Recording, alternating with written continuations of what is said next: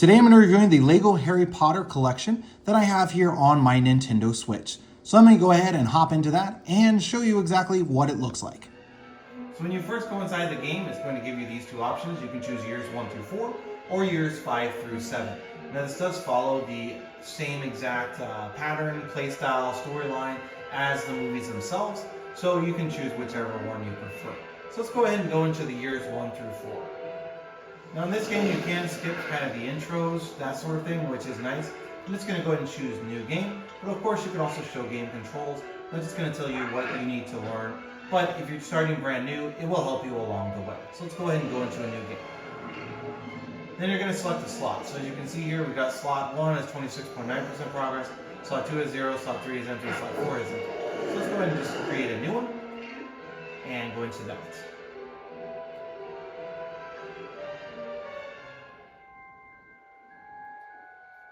This is what the intro will look like. Let's go ahead and see if we can skip it.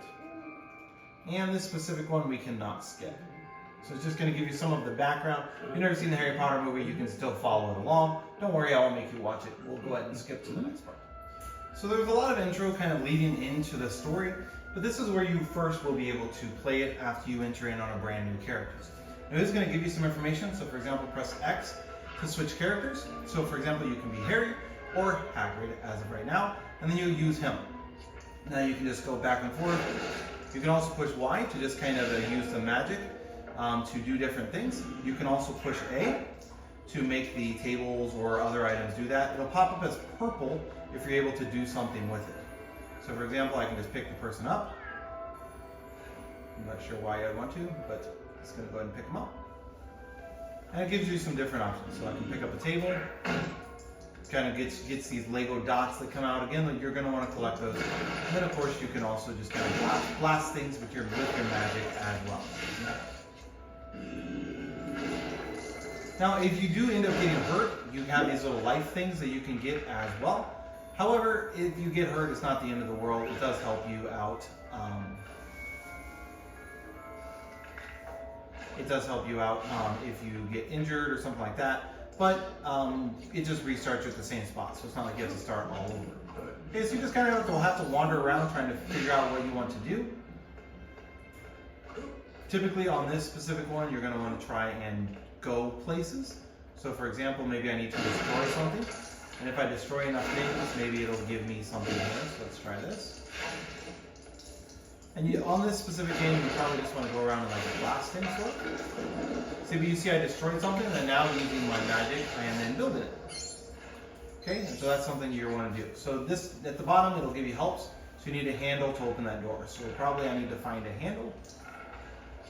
Hold A to cast Wingardium Leviosa. Again, it's telling me what I need to do. And then if it's on a certain person, then you just kind of have to move. If you don't want to pick up a person, you want to pick up the object, then you just have to kind of move around a little bit or wait until they do. Maybe we'll pick up these cups, for example. Hang them up. Move those around again, see what it gives us. Turn that upside down. Let's go ahead and bust these barrels. Okay, so I busted it, and then now I'm actually completing a project on this as well. So I'm just holding A, and it's making this little picture frame for you. And you will want to complete those over time, over the course of the game. Okay, so I'm just going to look around. I'm looking for a handle. And it's possible I have to be Harry for this, so let's go ahead and try and be Harry. See if maybe he can find a handle. So Hagrid has magic, Harry does not. I see there's something up there. I'm not even sure how to get there, to be honest.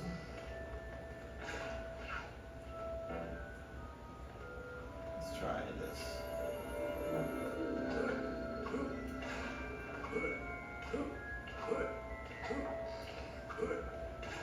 I don't even know how to get there. Okay, so the handle is up on top of the stairs. You can see it up there.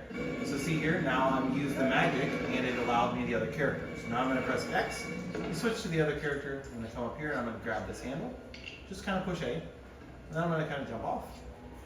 And then put the handle onto this door.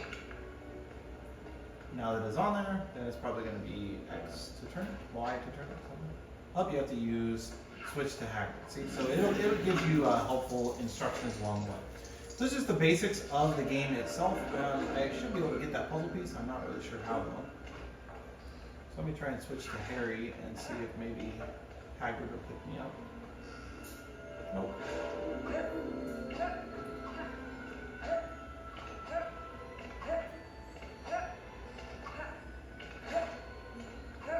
Alright, anyway, so that's just the basics of the game. You're just going to run around and play. Again, you can switch between the different characters, and it has many different sections. Now for this, you are going to need to use Hagrid a lot, as he has magic Harry has not learned it yet because you are year 1.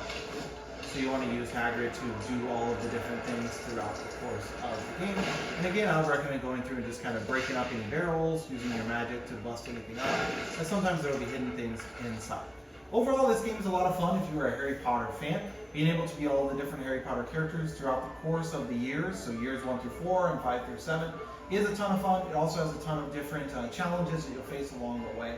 But overall, definitely a good game. I would say this game is probably good for anyone who's probably 10 and older, just because they'll be able to keep up with it a little bit better. It's not open world as some of the other LEGO games are. You do have to follow specific things as you run around and do it. It has specific challenges you want to complete.